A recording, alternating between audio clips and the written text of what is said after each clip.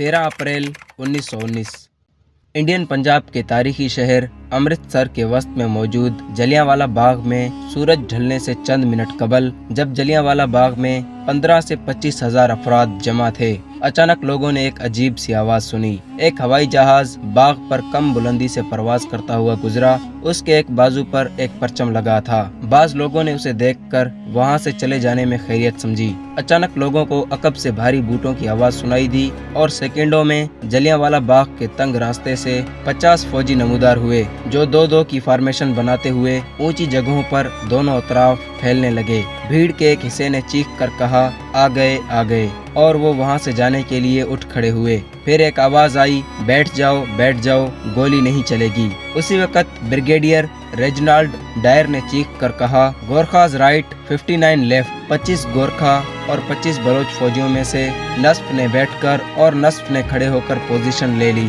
Dyer ने बिला ताखीर हुक्म दिया, फायर। फौजियों ने निशाना लगाया और बगैर इत्तला गोलियां बरसानी शुरू कर दी और चारों तरफ लोग गोलियां लगने से गिरने लगे। घुटनों के बल बैठे फौजी चुन चुन कर निशाना लगा रहे थे। डायर ने फिर हुक्म दिया कि वो अपनी बंदूकें दोबारा लोड करें और उस तरफ फायर करें जहां ज्यादा भीड़ है। लोग खौफ के आलम में चारों तरफ भागने लगे, लेकिन उन्हें बाहर निकलने का कोई रास्ता नहीं मिला। सब लोग तंग गली के रास्ते पर हो लिए और बाहर निकलने की कोशिश करने लगे। डायर के फौजियों ने उन्हें निशाना बनाया, लाशें गिरने लगी। बहुत से लोगों ने दीवार पर चढ़कर भागने की कोशिश की, लेकिन फौजियों की गोलियों का निशाना बन गए। भीड़ में मौजूद कुछ साबिक फौजियों ने चीख कर लोगों से लेट जाने के लिए कहा, लेकिन उन लोगों को भी पहले से लेटकर पोजीशन लेने वाली गोरखा ने नहीं बख्शा। बाद में सार्जेंट एंड्रिसन ने, जो जनरल डायर के बिल्कुल साथ खड़े थे, हंटर कमेटी को बताया, जब फायरिंग शुरू हुई तो पहले यूं लगा कि पूरी की पूरी भीड़ जमीन पर ढेर हो गई। फिर हमने कुछ लोगों को ऊंची दीवारों पर चढ़ने की कोशिश करते देखा।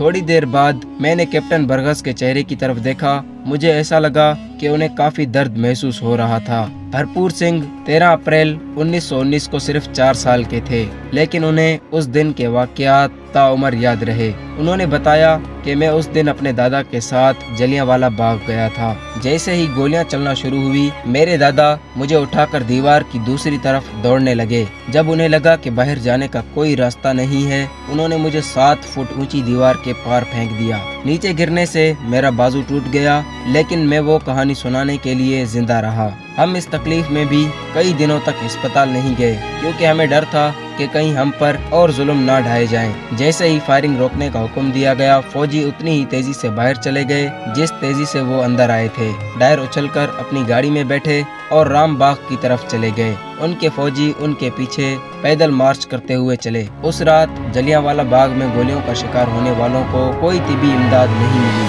ना ही लोगों को अपने मरने वालों और जख्मियों को मैदान से बाहर ले जाने की इजाजत दी गई। सुबह तक बाग के ऊपर चीलें उड़ने लगी ताकि खुराक हासिल कर सकें। गर्मी के सबब लाशें जल्दी सड़ने लगी। 35 साला ठेकेदार लाला नथुराम ने कांग्रेस की जांच कमेटी को बताया, मैं अपने बेटे और भाई को ढूंढने निकला था।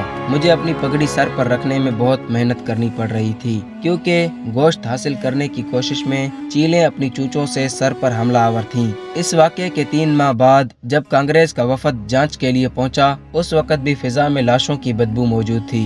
दरी असना जलियांवाला बाग में कत्ले-आम के बाद जनरल डायर शाम 6:30 के आसपास अपने कैंप पहुंचे। उन्होंने पूरे शहर की बिजली और पानी को काट दिया। रात 10 बजे उन्होंने शहर का एक बार फिर दौरा किया ताकि ये देख सकें कि घर से ना निकलने के उसके हुक्म की पाबंदी हो रही है या नहीं। इससे ज्यादा जुल्म की और क्या बात हो सकती थी कि लोगों के बच्चे, रिश्तेदार और बुजुर्ग जलियांवाला बाग में जख्मी तड़प रहे थे या मरे पड़े थे, और लोगों को उनकी मदद के लिए बाहर आने की भी इजाजत नहीं थी। डायर को उस रात सड़क पर एक शख्स भी नजर न आया, लेकिन पूरा शहर जाग रहा था और वहाँ एक मनहूस सन्नाटा छाया हुआ था। बरतानवी हुकूमत ने डायर को इस्तीफा देने के लिए कहा। वहाँ के हाउस ऑफ कॉमन्स में इस मामले पर शदीद बहस हुई और वहाँ भी ये तय पाया गया कि जो डायर ने किया वो मुकम्मल तौर पर गलत था, लेकिन हाउस ऑफ लॉर्ड्स ने इसको उलट दिया और बरतानवी हुकूमत से कहा کہ اس نے ڈائر کے ساتھ ناانصافی کی ہے۔ اس رات ڈائر نے جب پنجاب کے لیفٹیننٹ گورنر او ڈائر کو اپنی رپورٹ بھیجی تو اس میں کہا کہ تقریباً 200 افراد ہلاک ہوئے ہیں۔